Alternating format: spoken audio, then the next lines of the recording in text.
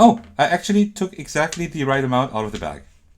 And of course, that was my intention. And you see, like, I'm really good at that. That was no coincidence.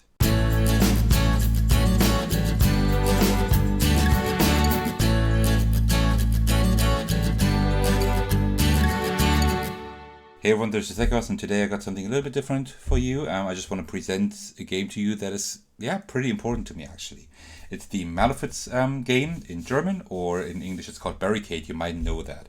This is a game that was published in 1960, as far as I know, and this was pretty much my entry into, let's say, traditional board gaming when I was a child, because, well, I mean, it probably makes sense to you, right? But I always loved board and card gaming my entire life. Like when I was able to speak and think, I already was playing and puzzling and doing all of that stuff. I could just fill entire days, weeks, months with just playing and puzzling around and doing that kind of stuff. And the Malefiz game, I always enjoyed that a little bit more than. So this is pretty. Oh, let me put it differently. This is like based, or is very similar to Ludo and Pachisi, right? So Pachisi, the original Indian game that you might now know as maybe Pachisi, maybe even Ludo. And there's also a German version for that. And that is pretty much right. You just have like the board and you just go around the board and try to get into the goal. But you can also like take out other players when you when you go on their field. Like when you go to their spot, you can actually just put them back to the start again, right? And that's like a game that you can play for hours, especially if you play with like four, five, or six players, right? So it's not a good game by today's standard. Like Ludo Pachisi, not at all, but it's a traditional game and something that the family of my wife actually likes to play every Christmas. Then on, I think, the day after Christmas Eve, I think it is, at night, we always like sit together and play that game. It takes like 2, 3, 4 hours, and we always like having a laugh because, well, it is very simple, but it's just quite funny, like annoying the other players all the time, right? But as a child, I didn't play Ludo or Pachisi that much. I actually rather played this because this is a similar game. It just has a slightly different concept, and it is a little bit more tactical, just minimal. It's still not a great game, but I just have a soft spot for it in my heart.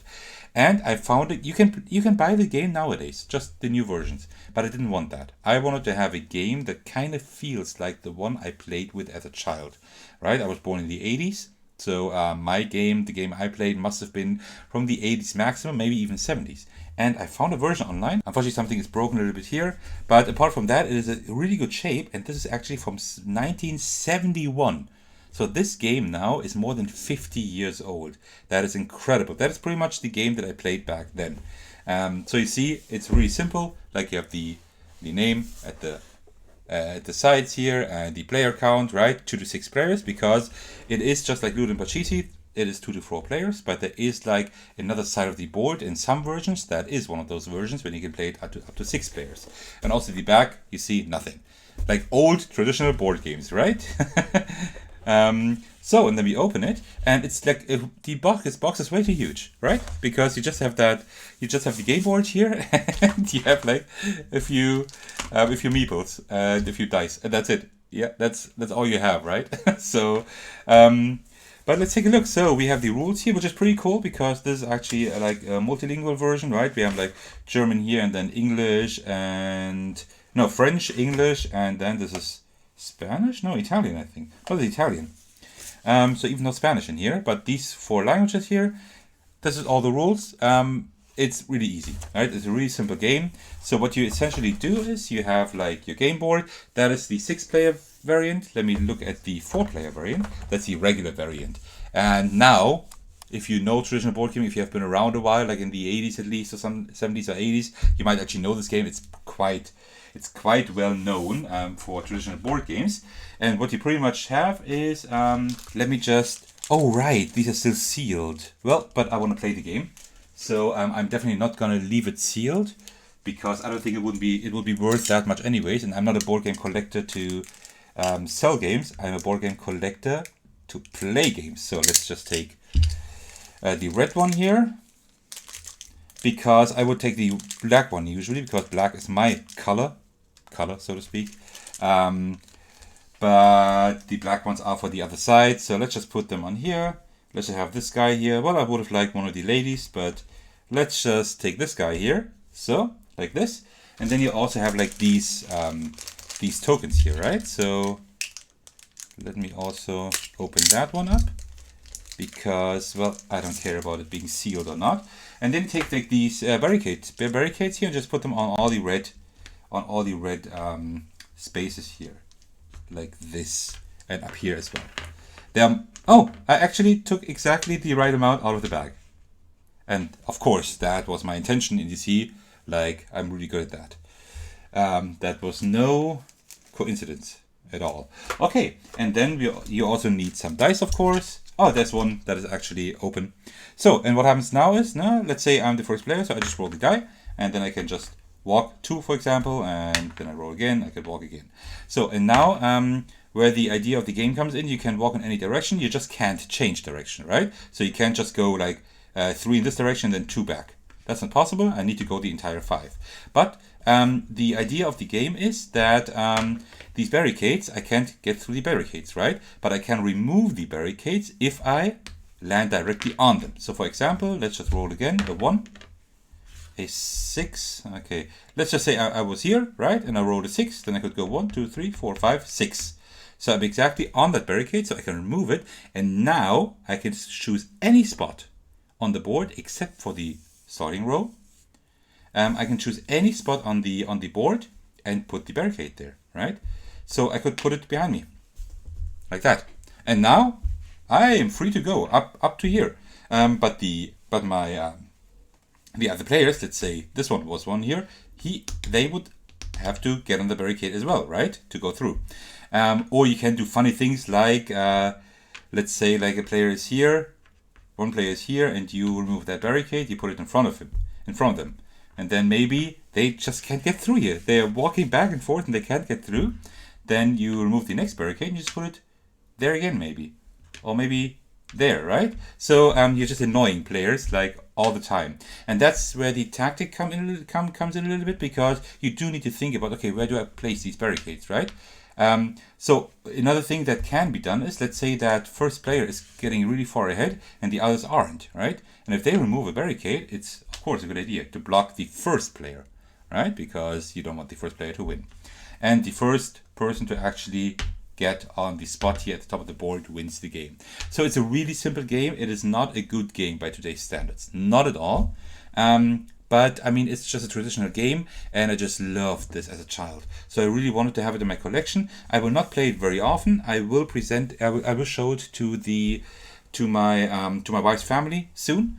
Maybe we can play this also. Right, first we play Ludo Pachisi as usual, and then maybe we can also play this game because it is similar. I think it's as funny, and you can also play it at a 6-player count, as I just showed you. Let me just turn over the board again to show you.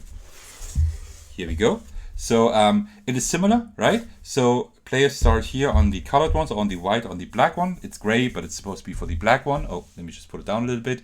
And then you have a pretty similar layout. The layout is different, but you have, I think, the same amount. Yeah, you might actually have a few more barricades. That's why there are more barricades in there, because you need more here, probably because of more players.